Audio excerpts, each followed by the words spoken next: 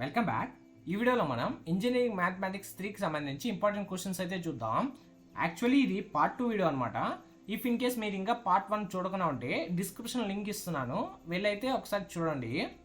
Before that ఇంకా మన channel ఎవరైనా సబ్స్క్రైబ్ చేయకుండా ఉంటే ప్లీజ్ డూ సబ్స్క్రైబ్ అండ్ పక్కన ఉన్న బెల్ ఐకాన్ అయితే ఎనేబుల్ చేసుకోండి. నేను అప్లోడ్ చేసిన ప్రతి వీడియో అయితే మీకు నోటిఫై అవుతుంది. సో ఫస్ట్లీ మనం ఇక్కడ బ్లూ ప్రింట్ కానీ చూస్తే ఇక్కడ వచ్చి మనకు 3 చాప్టర్స్ అయితే ఉన్నాయి M3లో.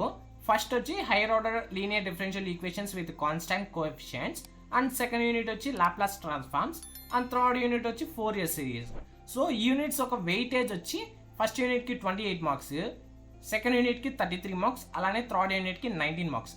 సో దీన్ని బట్టి తెలుస్తాను మనకు ఒక స్టూడెంట్ పాస్ అవ్వాలన్నా లేదు ఒక స్టూడెంట్కి ఎక్కువ మార్క్స్ గెయిన్ చేయాలన్నా ఈ లాప్లాస్ ట్రాన్స్ఫార్మ్స్ అనేది చాలా అంటే చాలా ఇంపార్టెంట్ అనమాట. సో ఓన్లీ యూనిట్ నుంచే మనకు 33 మార్క్స్కి అయితే వెయిటేజ్ ఇచ్చారు. సో ఈ 33 మార్క్స్లో మనకు టోటల్గా 3 మార్క్స్ వస్తాయి, దట్ మీన్స్ 9 మార్క్స్. అలానే 3 8 మార్క్స్ క్వశ్చన్స్ కూడా ఇందులో నుంచి వస్తాయి, దట్ ఈస్ 24 ప్లస్ 9 33 మార్క్స్కి అయితే సెకండ్ యూనిట్ నుంచి అయితే వస్తాయి. అండ్ ఫస్ట్ యూనిట్ నుంచి మనకు 3 marks 12 plus 2 8 marks 16 plus 12 28 marks ఇందులో నుంచి వస్తాయి.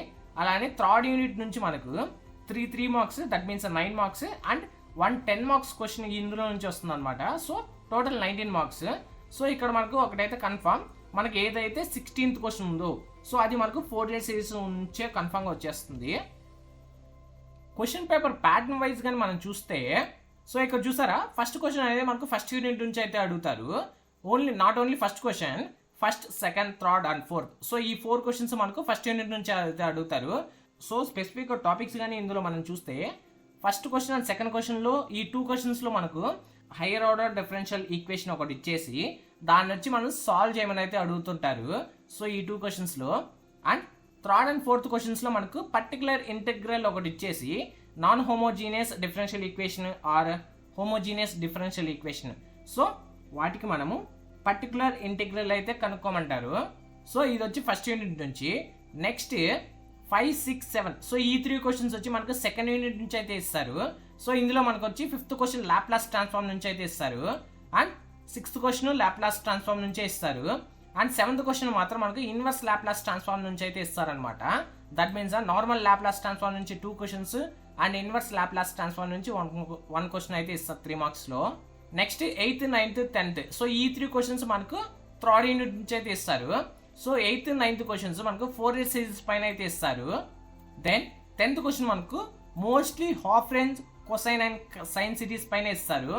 ఆర్ రేర్ కేసెస్లో మాత్రం మనకు ఇందులో కూడా మనకు 4 ఇయర్ సిరీస్ అడుగుతారు అనమాట.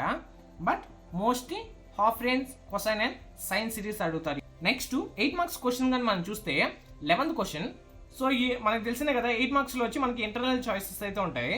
So A and B.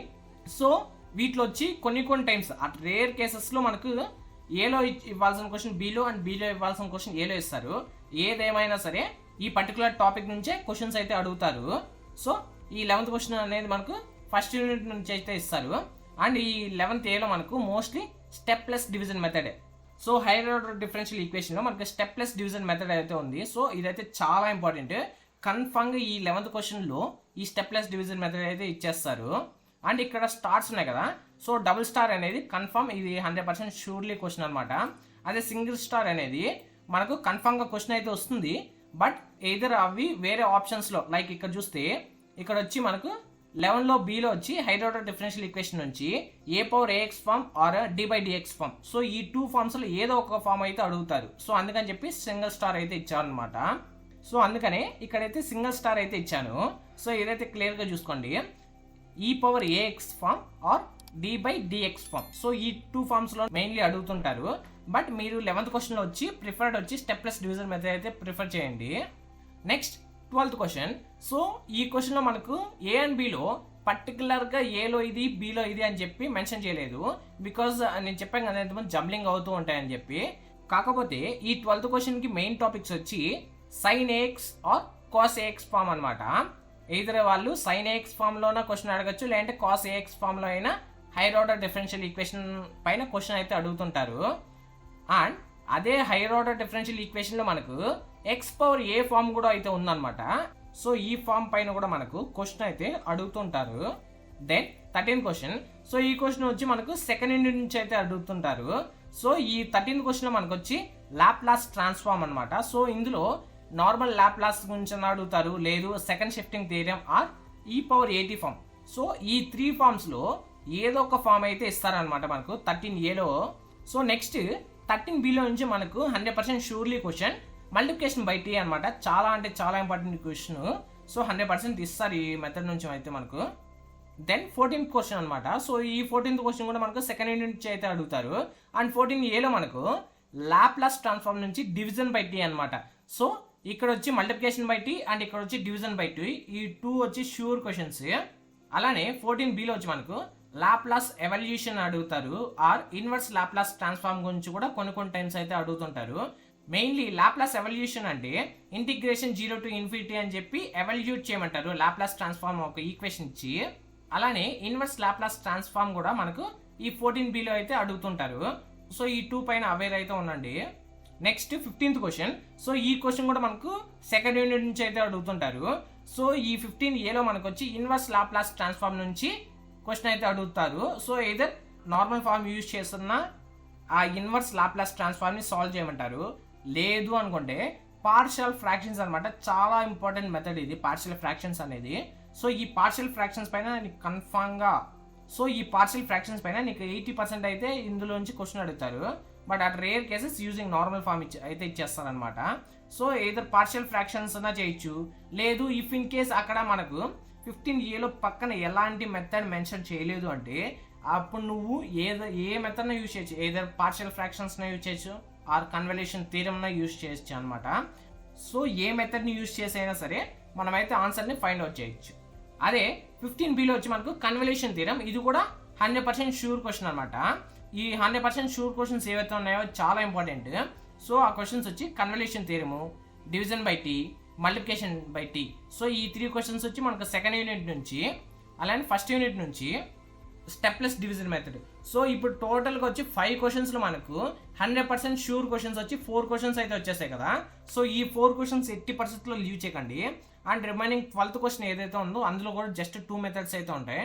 So ఆ 2 మెథడ్స్ కూడా మీరైతే క్లియర్గా అయితే నేర్చిపెట్టుకోనండి. And at final 16th question 10 marks question. ఈ క్వశ్చన్ వచ్చి మనకు థర్డ్ యూనిట్ నుంచి అయితే ఇస్తారు. అండ్ ఇందులో మనకు తెలిసిన ఇంటర్నల్ చాయిస్ అయితే ఉండదు. ఇచ్చిన క్వశ్చన్కి అయితే మనం ఆన్సర్ రాయాలి. సో ఇందులో మనకు మెయిన్గా అడిగే క్వశ్చన్స్ వచ్చి 4 సిరీస్ పైన అడుగుతారు. కాకపోతే ఇందులో టైప్స్ ఉంటాయి అనమాట. లైక్ సిరీస్ ఎక్స్పాన్షన్ కానీ, లేదు సిరీస్ని ఎక్స్పాండ్ చేసిన తర్వాత ఒక ఈక్వేషన్ ఇచ్చేసి ఆ ఈక్వేషన్ని మనం డెడ్యూస్ చేయమని అయితే అడుగుతుంటారు ఆర్ అబ్టైన్ వాల్యూస్ అనమాట. సో ఏంటి అంటే సిరీస్ ఇచ్చేసి దాన్ని ఎక్స్పాండ్ చేసిన తర్వాత అక్కడ నుంచి మనకు వచ్చి వాల్యూస్ని అయితే అబ్టైన్ చేయమంటారు. ఆ రేర్ కేసెస్లో మనకు half range sine and cosine series పైన కూడా అయితే మనకు క్వశ్చన్ అయితే అడుగుతుంటారు అనమాట. సో ఈ 4 సిరీస్ ఎక్స్పాన్షన్స్ ఇవంతా క్లియర్గా గుర్తుపెట్టుకొని, అండ్ ఇందులోనే ఆడ్ ఈవెన్ మెథడ్స్ కూడా ఉన్నాయి కదా. సో అవి కూడా చాలా అంటే చాలా ఇంపార్టెంట్.